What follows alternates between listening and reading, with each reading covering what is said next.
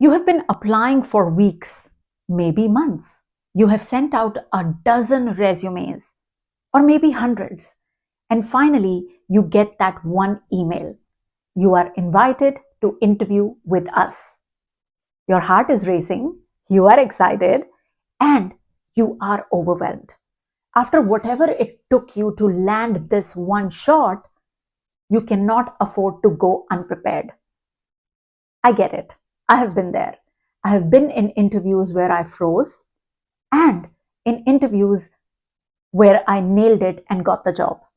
And that's why today I'm creating this video to share tools and strategies with you that can help you walk into your next interview with clarity and confidence. And especially if you are new to the job market in Canada, this one is for you.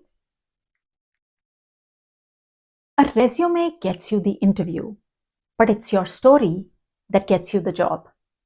So now let's take a moment to really understand what the interview is all about, because it's definitely more than answering a few questions. Let's look at it from the perspective of the employer. There are 4 things that an employer is trying to understand in an interview. First, they are trying to understand if you are the right culture and team fit. And that's all about your attitude, the way you communicate, your soft skills, etc. Second, they are also trying to understand what you are capable of. Can you do the job? Of all the skills, hard skills, soft skills, experiences that you have mentioned in your resume, can you substantiate that with examples and stories? Third, they want to understand who you are beyond that resume and see if you can communicate clearly.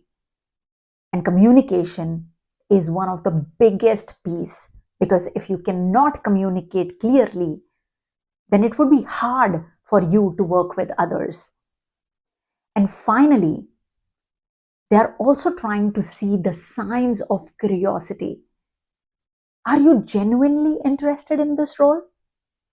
How curious are you about the team, the company, the culture, etc.?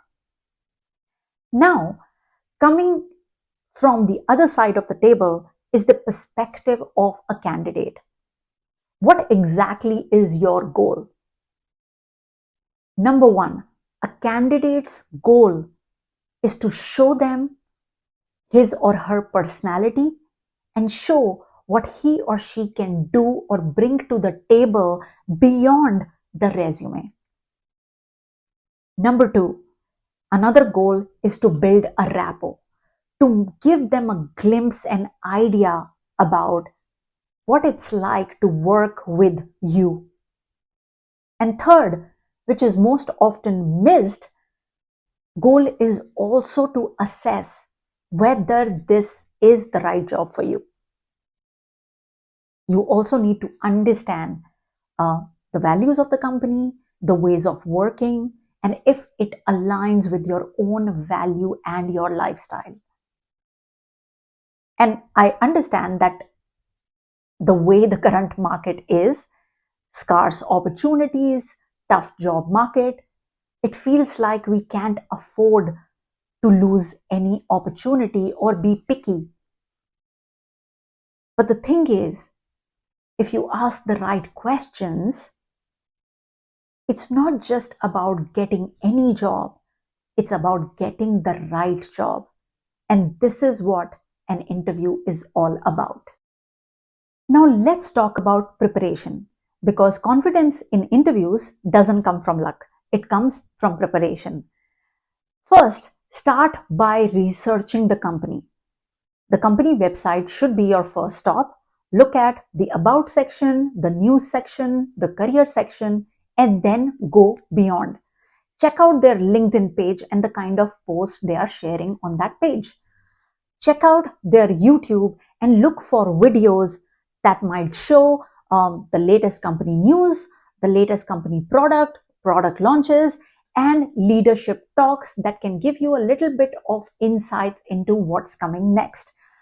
You should also look for general news about the company on the internet.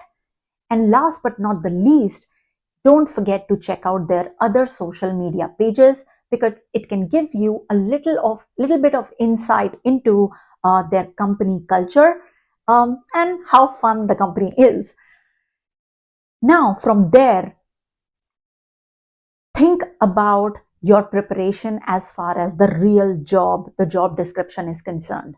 Study the job description thoroughly. You need to make sure that you understand what skills are required for this job. Differentiate and categorize your skills into hard skills and soft skills. Categorize what are the must-haves and the nice-to-haves. So if I talk about the skills, hard skills could be the tools or platforms that you're using, and soft skills could be your communication, the way you collaborate, etc. Think about this. If the company uses the word collaboration in their job description, ensure that before you walk into that interview, you have at least 1 to 2 stories ready to talk about how you have collaborated in your previous jobs, especially in a tough situation. Now, this brings me to my third point, which is all about behavioral questions.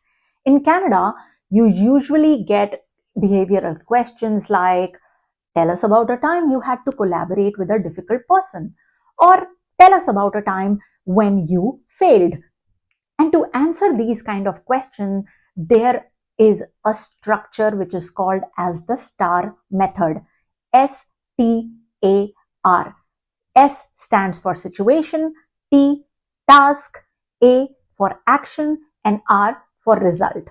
This framework keeps you very structured, concise, and impactful. And last but not the least, practice, practice, practice. If you can get a friend, ChatGPT, or someone that you can do a mock interview with, great. If not, take out your phone and record yourself while answering your questions. So for example, tell me about yourself. Start recording yourself while you answer this question. And then once you have recorded that, go and watch your recording. See how you talk. See the expressions on your face. See the filler words, how many and where you use those filler words. And see if you can improve the way you are answering those questions. And that's how you prepare for an interview. Now let's talk about what happens during the interview. What to say and how to show up. The most common first interview question is, tell me about yourself. And I can't stress this enough that you need to have an answer for this. Not a generic one, a customized one for every job. Why? Because you need to reflect and echo the same keywords and the same experiences that the job demands in your answer. You need to show that, hey, I am the right person that you are looking for this job. Now, you also need to make sure that all your answers are clear, concise, and to the point, and you do not ramble during the interview.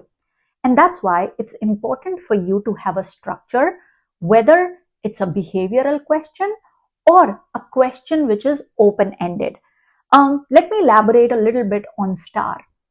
As I said, in STAR, S is about a situation where you talk about where were you working, what role were you in, basically setting the stage or the scene. Task. What exactly was your task? What was the challenge? What was the problem that you were trying to solve? Try to create a little bit of tension there. A for action. Action means what exactly did you do to solve that problem? What steps did you take? What action did you take to solve the problem you were trying to solve. And finally, R for result. What exactly were the results or the outcomes or the key takeaways after you did whatever you did? This structure, as mentioned earlier, keeps you very focused and makes sure that you do not ramble or you are not all over the place while answering a question. Beyond what you say, how you show up also matters. Show your curiosity by asking thoughtful questions. Bring your most energetic, coachable, growth-minded self to the interview. And it's okay to be nervous.